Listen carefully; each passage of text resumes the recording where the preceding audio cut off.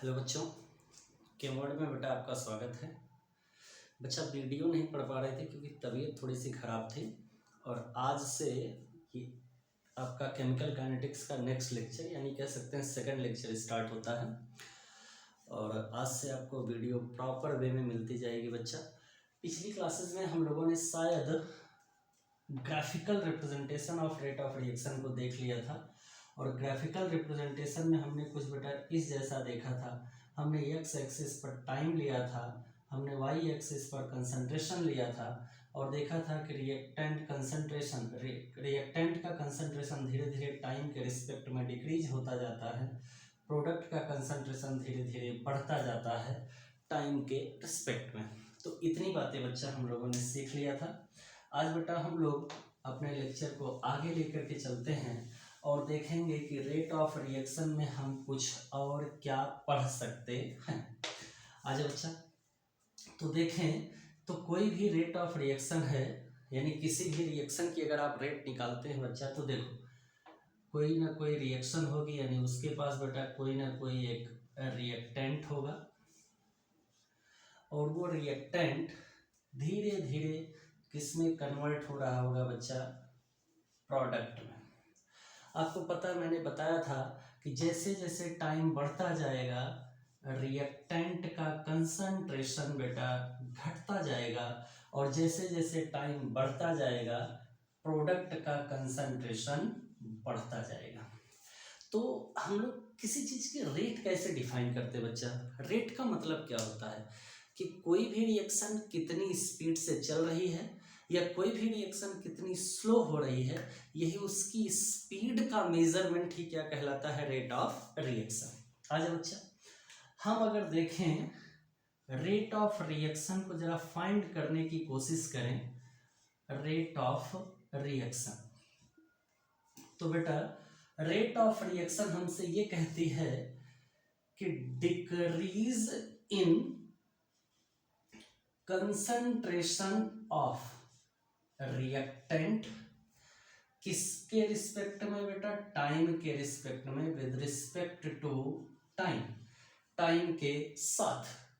और क्या होता है बेटा, is equals to increment of, ये एरो मैंने अगर ऊपर लगा दिया बच्चा तो इसका मतलब होता है इंक्रीमेंट, इंक्रीमेंट इन किसमें, concentration of product with respect to time. बहुत ध्यान से समझना मेरी बात को, मैंने क्या कहा, किसी भी रिएक्शन की बेटा रेट ऑफ रिएक्शन यानी ROR होती क्या है कि उस रिएक्शन में रिएक्टेंट का कंसंट्रेशन कितनी तेजी के साथ घट रहा है या प्रोडक्ट का कंसंट्रेशन कितनी तेजी के साथ बढ़ रहा है। रिएक्टेंट टाइम के रिस्पेक्ट में उसका कंसंट्रेशन बेटा घटेगा और प्रोडक्ट का कंसंट्रेशन टाइम के रिस्पेक्ट में बढ़ेगा, इसलिए मैंने रिएक्टेंट में एरो को नीचे कर रखा है, प्रोडक्ट में एरो को ऊपर कर रखा है। अच्छा, इस चीज को देख करके हम और क्या कह सकते हैं, हम कह सकते हैं बेटा कि जो रेट ऑफ रिएक्शन होती है, रेट ऑफ रिएक्शन जो होती है उसके बारे में अगर हम और कुछ कहना चाहें तो हम कह सकते हैं कि rate of reaction is equal to rate of disappearance, rate of disappearance of reactant. Reactant मतलब रिएक्टेंट कितनी तेजी के साथ डिसअपीयर हो रहा है, टूट रहा है, उसका कंसंट्रेशन घट रहा है और यही इक्वल होता है बेटा, यही इक्वल होता है rate of appearance, rate of appearance of product, यानी प्रोडक्ट का कंसंट्रेशन कितनी तेजी के साथ बढ़ रहा है, यही कहलाती है रेट ऑफ रिएक्शन। उम्मीद करता हूं कि मेरी बात समझ में आई होगी, जरा फिर से समझो। मान लो बेटा अपने पास ये दो कंटेनर हैं, ये बेटा अपने पास दो कंटेनर हैं, यहाँ हमने A और B कोई दो गैसेस ले रखे हैं बेटा और ये आपस में रिएक्ट कर रहे हैं, धीरे धीरे ये किसमें कन्वर्ट होते जाएंगे, प्रोडक्ट पी में, ये पी में कन्वर्ट होते जाएंगे। अब जरा ध्यान से देखो तो टाइम के साथ ये जितना घटता जाएगा, घटाव को हम कहते हैं डिसअपीयरेंस, और डिसअपीयरेंस किसका हो रहा है, रिएक्टेंट का, यानी कि rate of disappearance of reactant, यानी रिएक्टेंट कितनी रेट से डिसअपीयर हो रहा है, टूट रहा है, उसको हम कहते हैं रेट ऑफ रिएक्शन। अच्छा चलो मैं इसको छिपा लेता हूँ, जरा मैं इसके पास आ जाता हूँ। देखो बेटा, अगर मैं प्रोडक्ट के रिस्पेक्ट में कहूँगा तो मैं क्या कहूँगा, rate of appearance of product, मतलब प्रोडक्ट कितनी स्पीड से हमको मिल रहा है, इसे हम कहते हैं अपीयरेंस। तो यानी रेट ऑफ रिएक्शन हमेशा और हमेशा इक्वल होती है बेटा डिसअपीयरेंस ऑफ रिएक्टेंट के या अपीयरेंस ऑफ प्रोडक्ट के। क्या मेरी इतनी बात समझ में आती है बच्चा? जल्दी से आप इसका स्क्रीनशॉट ले लो, आगे बढ़ जाते हैं। अच्छा बच्चा, अब जरा देखो ध्यान से,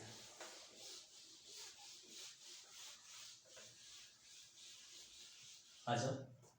अब हम आपसे कहें कि कोई एक रिएक्टेंट ए है, ये बेटा प्रोडक्ट पी बना रहा है, कोई एक रिएक्टेंट ए है, ये प्रोडक्ट पी बना रहा है। कोई कहे कि ए क्या है, कैपिटल ए, तो आप बोलिएगा कि ये रिएक्टेंट है।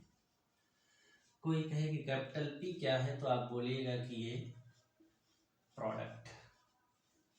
आज बच्चा तुम्हें पता है कि with respect to time reactant का कंसंट्रेशन डिक्रीज होगा और with respect to time product का कंसंट्रेशन इंक्रीज होगा।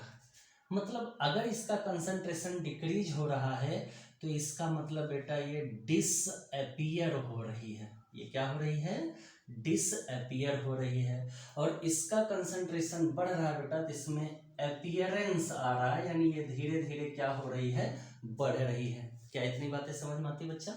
आज आगे बढ़ते हैं। तो हम कहें कि इस रिएक्शन की रेट क्या होगी, RAT, रेट हो गया बच्चा। तो तुम्हें पता है कि रेट को हम रिप्रेजेंट करते हैं कैपिटल R से। रेट को किससे रिप्रेजेंट किया जाता है बेटा, कैपिटल R से। और आपको ये भी पता है, हमने बताया था कि कैपिटल R किसके बराबर होता है, dx अपॉन dt के। आपको मैंने पढ़ा दिया है कैपिटल R किसके बराबर होता है बेटा, dx अपॉन dt के, जहां पे dx क्या होता है, चेंज इन कंसंट्रेशन, और यहाँ dt क्या होता है बेटा, चेंज इन टाइम। क्या मेरी इतनी बातें समझ में आती हैं बच्चा? आगे बढ़ जाओ। अब देखो, तो यानी हम कह सकते हैं रेट को बेटा हम रिप्रेजेंट कर सकते हैं किससे, dx अपॉन dt से, इज इक्वल्स टू। अब जरा देखो ध्यान से, rate of disappearance of reactant का कंसंट्रेशन हमको दिखाना बेटा। तो आपको पता है रिएक्टेंट का कंसंट्रेशन, अगर हम स्क्वायर ब्रैकेट में रिएक्टेंट को रिप्रेजेंट कर देते हैं तो ये माना जाता है कि रिएक्टेंट का कंसंट्रेशन है। यहाँ पे हम D लगा देते हैं और यहाँ लगा देते हैं dt, और यही इक्वल हो जाता है बेटा D concentration of P upon dt। जरा ध्यान से देखना, ये रिएक्टेंट है, इसका मतलब इसका कंसंट्रेशन घटेगा, तो यहाँ पे कौन सा साइन लगा देते हैं, माइनस। ये प्रोडक्ट है, इसका कंसंट्रेशन बढ़ेगा, तो यहाँ पे कौन सा साइन लगा देते हैं बच्चा, प्लस का।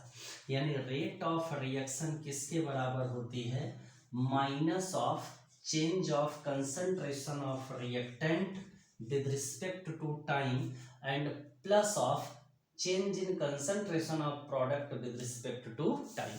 किसी भी रिएक्शन की रेट को रिप्रेजेंट करने का बेटा ये तरीका होता है। क्या मेरी इतनी बातें समझ में आती है बच्चा? आगे बढ़ जाते हैं। अब हम देखते हैं कि रेट को हम कितनी तरह से मेजर करते हैं। अभी इसके बारे में हम लोग और डिटेल से पढ़ेंगे, केवल एक तो एक बताने का तरीका था कि रिप्रेजेंट कैसे करते हैं। अभी जब हम लोग क्वेश्चन को सॉल्व करेंगे तो ढंग से पढ़ते हैं। आ जाओ बेटा, जरा रेट को देखते हैं कि हम रेट कितने तरीके से कैलकुलेट करते हैं। आज बेटा, तो जो रेट ऑफ रिएक्शन होती है वो दो तरह की होती है। एक होती है बेटा average rate of reaction, average rate of reaction, और एक होती है बेटा इंस्टेंटेनियस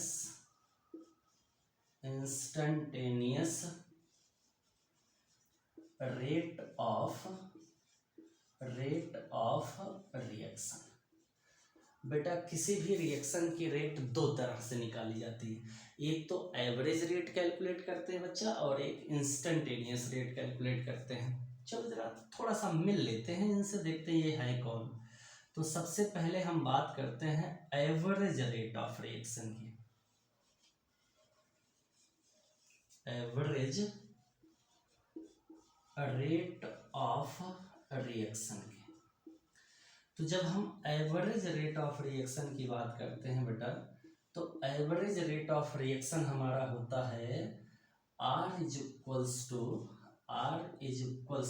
देखो एवरेज निकाल रहे हैं तो यहाँ पे AVE लिख देंगे तो हो जाएगा रेट एवरेज, एवरेज रेट ये हमेशा इक्वल होती है बेटा delta C upon delta T। याद रखना जहां कहीं भी एवरेज वर्ड आ जाएगा तो आप समझ जाना बेटा वह एक बड़े टाइम इंटरवल के लिए निकाला जा रहा है, और हमारी काइनेटिक्स में इस रेट का विशेष कोई मतलब नहीं होता है, क्योंकि हम काइनेटिक्स में हमेशा इंस्टेंटेनियस रेट ऑफ रिएक्शन को निकालते हैं। अब बात कर लेते हैं इंस्टेंटेनियस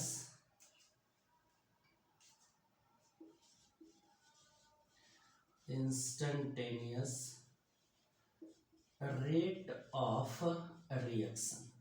बेटा इंस्टेंटेनियस रेट ऑफ रिएक्शन क्या होता है, जरा इस बात को समझो। इंस्टेंटेनियस रेट ऑफ रिएक्शन का मतलब होता है बेटा, जैसे मान लो सपोज करो कि आप बाइक चला रहे हो और बाइक चला रहे हो, स्पीड से बाइक चला रहे हो, अचानक किसी ने कहा देखो स्पीड कितनी है, तो जो इंस्टेंट टाइम पर निकाली जाती है, किसी भी टाइम पर जब किसी रेट को फाइंड किया जाता है बेटा, तो उसे हम कहते हैं इंस्टेंटेनियस रेट ऑफ रिएक्शन। और इंस्टेंटेनियस रेट ऑफ रिएक्शन को हम RINS से रिप्रेजेंट करते हैं बेटा। तो इंस्टेंटेनियस रेट ऑफ रिएक्शन होती है हमारी DC अपॉन DT। जब कभी भी बेटा D लग जाएगा, कहीं भी डेल की जगह पे D का ऑपरेशन लग जाएगा, तो आप समझ जाइएगा को किसी छोटे से टाइम इंटरवल की बातें कर रहा है। तो रेट ऑफ रिएक्शन दो तरह की होती है बेटा, एक होता है एवरेज रेट ऑफ रिएक्शन, एक होती है instantaneous rate of reaction. Average rate of reaction ये होता है बेटा जब किसी रिएक्शन के किसी बड़े टाइम इंटरवल की बात करते हैं तो उसे कहते हैं एवरेज रेट ऑफ रिएक्शन, और जब किसी इंस्टेंट एकदम जस्ट किसी टाइम पर रेट ऑफ रिएक्शन को कैलकुलेट करते हैं तो उसे हम कहते हैं इंस्टेंटेनियस रेट ऑफ रिएक्शन। जरा इतनी बातें नोट करो बेटा, आगे बढ़ जाते हैं। आ जाओ, अब हम थोड़ा सा मिल लेते हैं इस इंस्टेंटेनियस रेट ऑफ रिएक्शन से, देखते हैं कि ये होती क्या है। थोड़ी सी बात हम कर लेते हैं इंस्टेंटेनियस रेट ऑफ रिएक्शन की। इंस्टेंटेनियस रेट ऑफ रिएक्शन की थोड़ी सी मुलाकात हम इनसे कर लेते हैं, ये होते क्या। तो देख बेटा इंस्टेंटेनियस रेट ऑफ रिएक्शन दो तरह से निकाली जाती, कैसे जरा बात को समझना। मान लो हमने कोई एक रिएक्शन लिया, ये अपने पास कोई एक रिएक्शन है,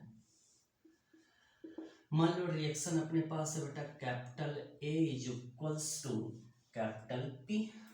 हमको पता है कि कैपिटल A हमारा रिएक्टेंट है, हमको ये भी पता है कि कैपिटल P प्रोडक्ट है। आज बच्चा तुम्हें ये पता है कि टाइम के रिस्पेक्ट में रिएक्टेंट का कंसंट्रेशन बेटा घट जाएगा। क्यों? क्योंकि रिएक्टेंट से प्रोडक्ट बनने लगेगा, तो रिएक्टेंट धीरे धीरे घटेगा, प्रोडक्ट धीरे धीरे बढ़ेगा। और टाइम के रिस्पेक्ट में प्रोडक्ट का कंसंट्रेशन बेटा बढ़ेगा, यहाँ पे कंसंट्रेशन बढ़ेगा। अब मेरी बात को समझना, जब बेटा किसी वैल्यू में घटाव होता है, घटता है, तो हम उसको कैसे रिप्रेजेंट करते हैं? निगेटिव साइन के साथ। और जब किसी वैल्यू में बढ़ाव होता है, इंक्रीमेंट होता है, बढ़ता है, तो हम उसे किस साइन के साथ रिप्रेजेंट करते हैं? प्लस साइन के साथ रिप्रेजेंट करते हैं। आ जाओ बेटा, इसका मतलब रिएक्टेंट का कंसंट्रेशन हम जब भी रिप्रेजेंट करेंगे तो किस साइन से रिप्रेजेंट करेंगे? माइनस से। और प्रोडक्ट का कंसंट्रेशन जब भी रिप्रेजेंट करेंगे तो किस साइन से रिप्रेजेंट करेंगे बेटा? हम लोग प्लस साइन के साथ। क्या इतनी बातें समझ में आती है बच्चा? आज आगे बढ़ते हैं। अब देखो, इस रिएक्शन की अगर हम रेट निकालना चाहें कि इस रिएक्शन की रेट होएगी क्या, तो देख बेटा क्या लिख सकते हैं? Total change in concentration of reactant. तो रिएक्टेंट का कंसंट्रेशन जब भी लिखेंगे बेटा स्क्वायर ब्रैकेट में लिखते हैं, तो total change in concentration of reactant. लेकिन रिएक्टेंट का कंसंट्रेशन कब चेंज होगा? किसके रिस्पेक्ट में? विद रिस्पेक्ट टू टाइम, मतलब डी टी। बोल बच्चा, इतनी बातें समझ में आती हैं? तुम्हें पता है कि यही इक्वल किसके होगी? प्रोडक्ट के इक्वल होगी। तो प्रोडक्ट क्या कहलाएगा बेटा? Total change in concentration of product with respect to time, with respect to time. तुम्हें पता है, मैंने बताया कि रिएक्टेंट का कंसंट्रेशन हमेशा किस साइन से रिप्रेजेंट करोगे? माइनस साइन से। तो यहाँ लगा दिया बेटा माइनस साइन। प्रोडक्ट का कंसंट्रेशन किससे रिप्रेजेंट करोगे? प्लस साइन से। तो यहाँ लगा दिया प्लस साइन। देखो रेट ऑफ रिएक्शन, अगर इस रेट को भी डिफाइन करना चाहो तो तुम डिफाइन कर सकते हो dx अपॉन dt। देख जरा, रिएक्टेंट का कंसंट्रेशन नेगेटिव आ गया, प्रोडक्ट का कंसंट्रेशन पॉजिटिव आ गया। अभी जो थोड़ी देर पहले हमने रिलेशन लिखा था वो कुछ यहाँ से निकल के आता है। क्या मेरी बात समझ में आती है बच्चा? आगे बढ़ जाते हैं।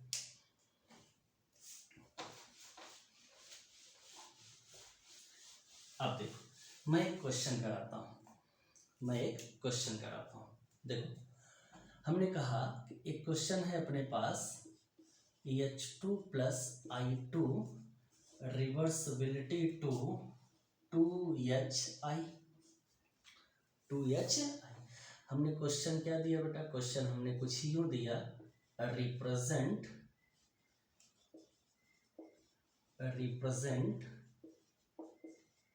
रेट ऑफ रिएक्शन को रिप्रेजेंट करें आप। क्वेश्चन क्या है? H2 plus I2 reversibility to 2HI। आ जाओ बेटा, समझना मेरी बात, जरा ध्यान से देखो। तो इतनी चीजें, ये H2 और I2, ये दोनों कौन है बेटा? रिएक्टेंट है। और ये जो HI तुम्हें दिख रहा है, ये क्या है? प्रोडक्ट है। अब समझना, टाइम के रिस्पेक्ट में रिएक्टेंट का कंसंट्रेशन घटेगा और टाइम के रिस्पेक्ट में प्रोडक्ट का कंसंट्रेशन बढ़ेगा। क्लियर होगी बातें यहाँ तक? चलो आज बेटा रिएक्टेंट का कंसंट्रेशन देखते हैं। तो कैसे लिखते हैं concentration? Total change in concentration of reactant मतलब H2 with respect to time मतलब अपॉन dt। अभी देखो रिएक्टेंट दो है, अभी मैंने केवल H की बात करी है, I की नहीं। Is equals to total change in concentration of I2 with respect to time, ये हो गया बेटा रिएक्टेंट। और यही इक्वल होगा हमेशा और हमेशा total change in concentration of product मतलब HI upon with respect to time t। आज ये किसके बराबर हुआ बेटा? रेट के। ये किसके बराबर हो गया? रेट के। अब तुम्हें पता है कि H2 क्या है? रिएक्टेंट। रिएक्टेंट का कंसंट्रेशन किस साइन के साथ होगा? माइनस साइन के साथ। I2 क्या है बेटा? रिएक्टेंट। कौन सा साइन लगा? माइनस। HI क्या है? प्रोडक्ट। साइन कौन सा लगा? प्लस। तो इस रिएक्शन के लिए representation of rate of reaction कुछ इस जैसी निकल के आती है। क्या इतनी बातें समझ में आती बेटा? अगर इतनी बातें समझ में आती हैं तो आप मुझे N2 प्लस, चलो N2 अभी नहीं करते, 3H2 नहीं करते हैं, आप मुझे 2HI छोड़ जाने दो। हाँ, एक बात और बताना भूल गए बेटा, अगर कंसंट्रेशन यहाँ गिवन रहता है तो उसे हम अपॉन में लिखते हैं, यानी यहाँ पे क्या हो जाएगा +1/2 d concentration of HI upon dt। क्या इतनी बातें समझ में आती बेटा? तो आप पढ़ते रहें। अब आपको लेक्चर कंटिन्यूअस मिलता रहेगा बेटा, क्योंकि तबीयत थोड़ी सी खराब हो गई थी, इस वजह से हम वीडियो नहीं बना पा रहे थे। आप लोग पढ़ते रहें। All the very best.